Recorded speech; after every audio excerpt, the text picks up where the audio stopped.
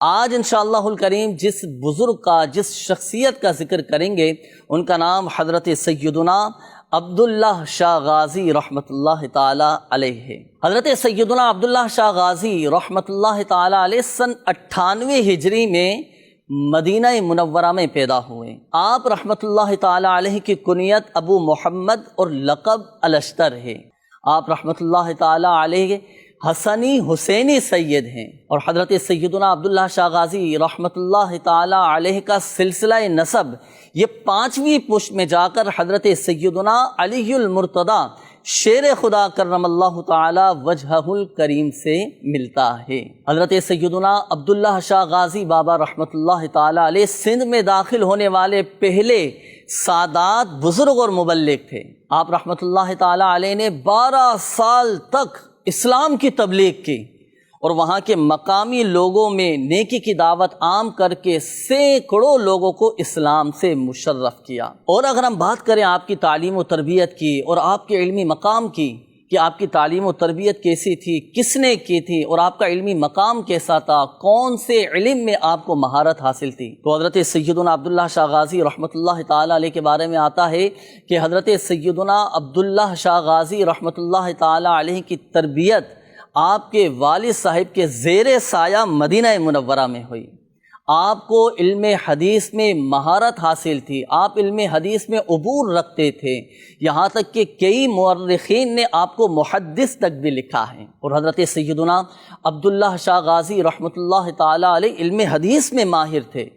اور حضرت سیدنا عبداللہ شاہ غازی رحمۃ اللہ تعالی علیہ کے اندر علم کے جوہر موجود تھے۔ حضرت سیدنا عبداللہ شاہ غازی رحمۃ اللہ تعالی علیہ آپ نہایت عابد، زاہد، متقی، پرہیزگار، دین کا درد رکھنے والے، بلند ہمت اور لوگوں سے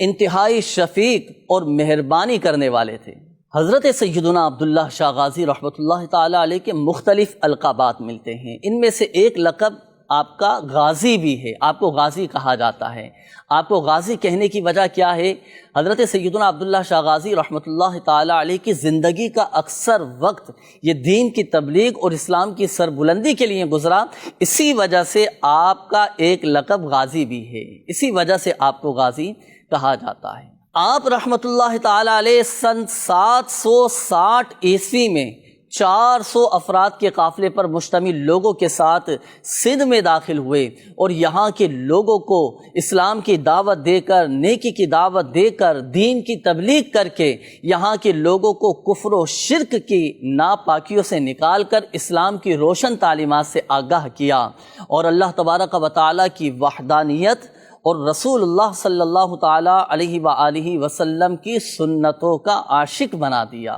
آئیے اب ذکر سنتے ہیں آپ کی کرامات کا۔ سیرت کی کئی کتابوں میں آپ کی مشہور کرامات میں سے ایک کرامت جو آج بھی آپ کے مزار فائز الانوار پر موجود ہے، اور وہ میٹھے پانی کا کنواں ہے، جس کے بارے میں مشہور ہے کہ حضرت سیدنا عبداللہ شاہ غازی رحمۃ اللہ تعالی علیہ کو جب شہید کیا گیا تو آپ کے مریدین آپ کے مزار پر انوار کے پاس اس لیے رہنے لگے کہ کہیں دشمن آپ کے جسم مبارک کو نکال کر نہ لے جائیں، آپ کو اذیت اور تکلیف نہ پہنچائیں۔ حضرت سیدنا عبداللہ شاہ غازی رحمۃ اللہ تعالی علیہ کا مزار پر انوار چونکہ بلندی پر تھا، اونچائی پر تھا، اس لیے آپ کے مریدین کو پانی پہنچانے میں، پانی لے کر جانے میں کافی مشکلات کا سامنا تھا۔ تو حضرت سیدنا عبداللہ شاہ غازی رحمۃ اللہ تعالی علیہ کے مریدین نے آپ کے وسیلے سے، آپ کے توسل سے بڑی ہی عاجزی کے ساتھ، بڑی انکساری کے ساتھ اللہ پاک کی بارگاہ میں دعا کی۔ حضرت سیدنا عبداللہ شاہ غازی رحمۃ اللہ تعالی علیہ اپنے ایک مرید کے خواب میں تشریف لا کر آپ نے ان کی دعا کی قبولیت کی خوشخبری سنا دی کہ اللہ تعالیٰ نے آپ کی دعا قبول فرما لی ہے۔ اور ہوا پھر کچھ ایسا کہ آپ کے مزار پر انوار کے پاؤں کی جانب سے ایک میٹھے پانی کا کنواں جاری ہو گیا، اور آج بھی الحمدللہ عز و جل اس میٹھے پانی کے کنویں سے ہزاروں لوگ مستفید ہوتے ہیں، ہزاروں لوگ سیراب ہوتے ہیں، اور الحمدللہ عز و جل بیمار یہ شفا یاب ہو جاتے ہیں، کئی غمزدوں کو راحتیں نصیب ہوا کرتی ہیں۔ آپ رحمۃ اللہ تعالی علیہ 151 ہجری میں شہید ہوئے، اور کراچی کے ساحلی علاقے کلفٹن میں آپ رحمۃ اللہ تعالی علیہ کا مزار فائز الانوار اپنی برکتیں لٹا رہا ہے۔ آپ کے مزار فائز الانوار کی روحانیت اور آپ کی نورانیت سے بالخصوص اس شہر کو